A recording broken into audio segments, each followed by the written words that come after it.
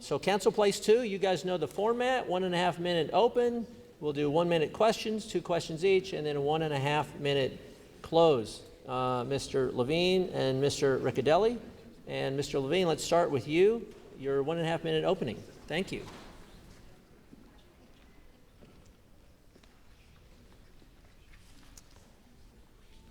Thank you for having me today. I am Steve Lavine. We'll get that out of the way quickly. I'm a 38-year resident of Plano, a retired marketing researcher, so I'm a little analytical. I raised my family here, put 2 boys through the Plano ISD schools, and then I have blended a family here in Plano. So I've had the opportunity to really kind of have 2 families here in the Plano area. I truly believe that Plano is a city of excellence, and I am committed to keeping it that way. I will look at every issue before the council with an open mind, and will make sure that every taxpayer penny collected is needed and spent wisely. I pledge to keep our city one of the safest in America. Be certain that I place the same high value on safety that our citizens do, and because a healthy city is a prosperous city, I'm committed to helping Plano come out of this pandemic stronger than ever. I've served 7 years on the Plano Library Board and the Parks Board. I've graduated from Leadership Plano, and I've served on several other committees. And while some may claim to oppose high-density apartments, yet over the past years, the council's approved thousands of such apartments. I led the effort to defeat the biggest proposal in Plano history for redevelopment. Thank you. Thank you. I'll try to be as gracious as possible, but we need to stay on schedule. Yeah, on schedule.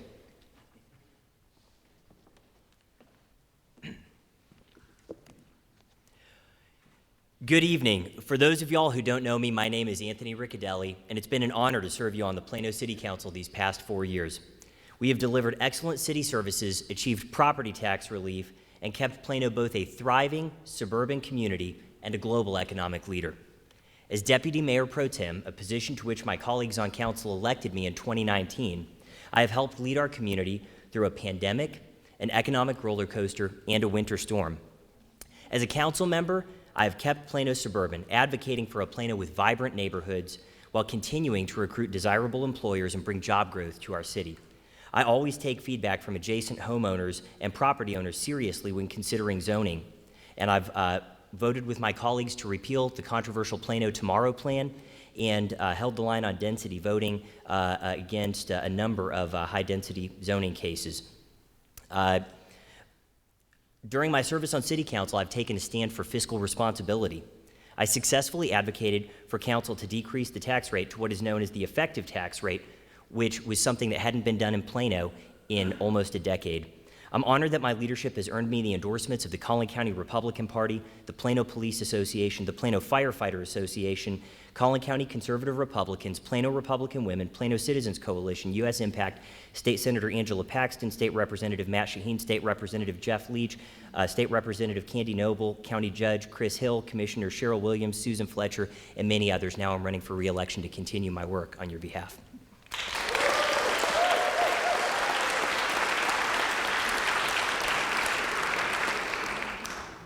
And we have 2 questions. Let me make sure I go in the proper order. All right, Mr. Ricciardelli, you're going to go first.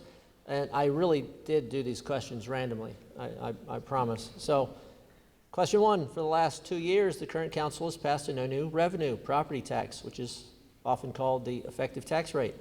Would you pursue an effective tax rate each budget cycle? Why and why not? Be as specific as possible, both of you, and what your policies about this would be. You said I'm going first? Yes, sir. Absolutely. Thank you, Derek.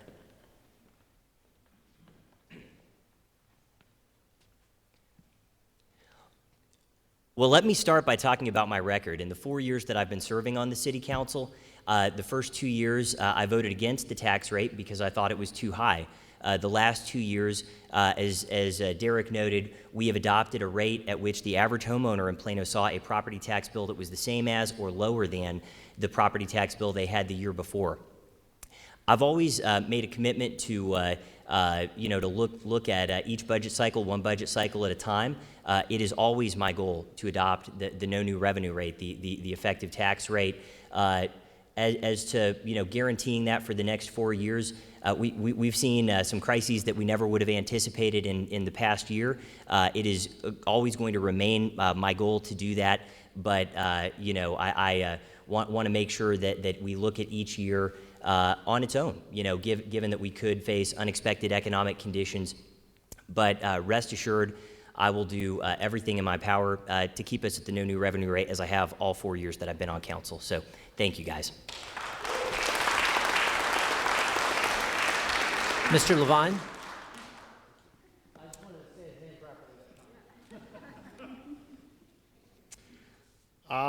My answer is no. I favor a pragmatic, needs-based approach to our city budget, not one where you start with a number and work back from there. While we must be very conservative with our spending, our public safety departments, public works, and our precious library and park systems must be able to grow along with the needs of our citizens. To be the city of excellence requires we not stagnate or fall behind, as our current budget process may force us to do. No one wishes to pay more in taxes. I certainly do not. But shortchanging Plano now in maintaining our police and fire amenities and infrastructure will lead to much higher costs for replacement facilities. It will make us less safe and secure, and we will find it more difficult to retain our city employees, our corporate employers, and our home values. Thank you.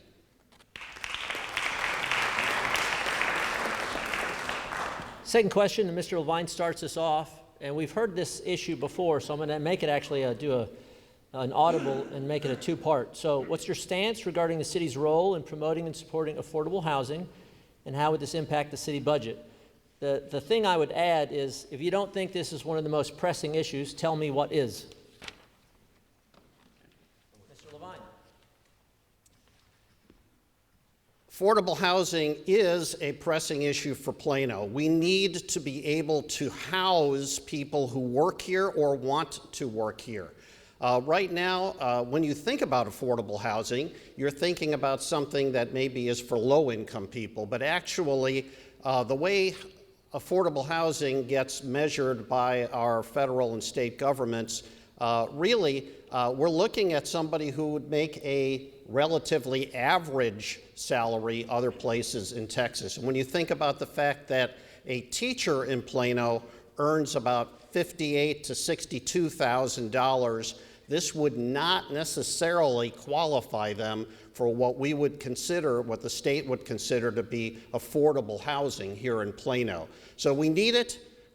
We need to graduate it so that more people can afford to live here, and we need to make sure that the people who work here can afford to live here. Thank you.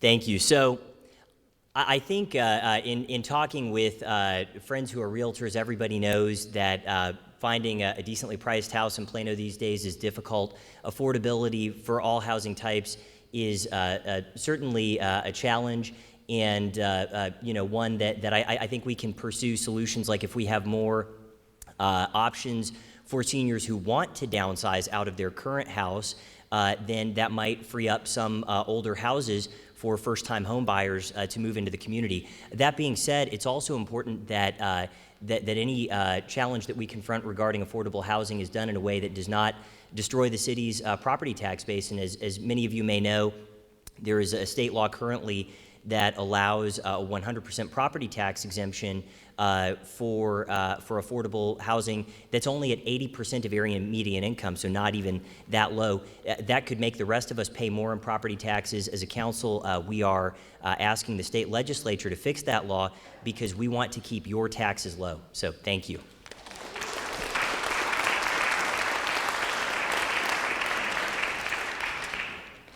And with that, we have closing statements. Mr. Lavine, I believe, went first last time. So, Mr. Ricciardelli, 1.5 minutes for your closing statement.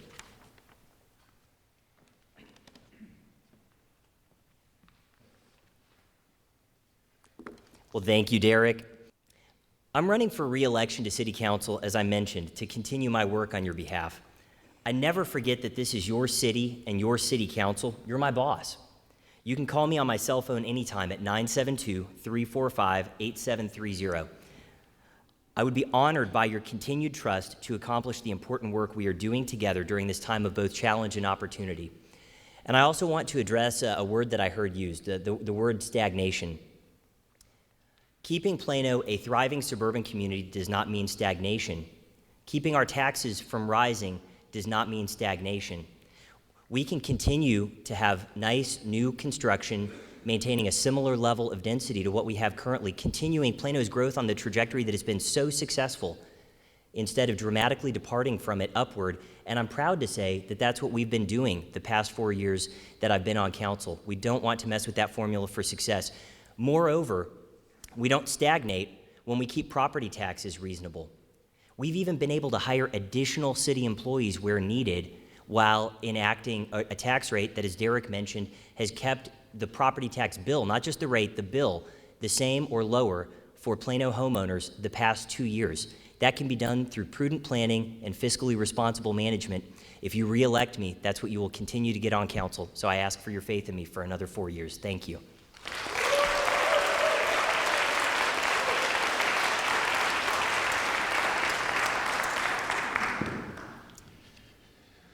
I've lived most of my life in two remarkably similar cities. I grew up in Skokie, Illinois, a northern suburb of Chicago, which is amazingly like Plano, where I've lived since 1983. Like my time in Plano, I lived there while the city was growing and building out, adding housing, schools, and businesses at a very swift pace. My brother and I attended 4 different elementary schools while we lived in the same house as the city grew. Skokie was the home of many high-profile corporations, including Allstate Insurance. It was the first suburb of Chicago to have a light rail system.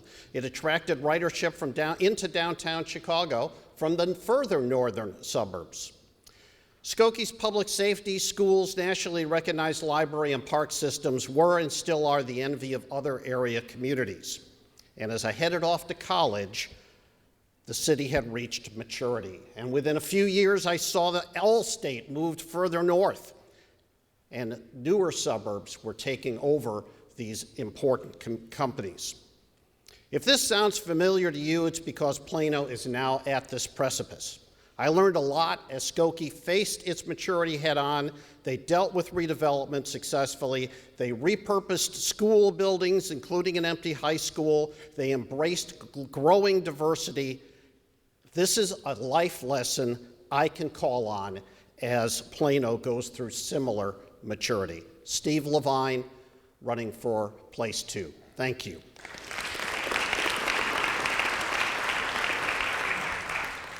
Well, I know it's difficult to do these 1 minute, so thank both of you and all the candidates tonight, and give them a round of applause again.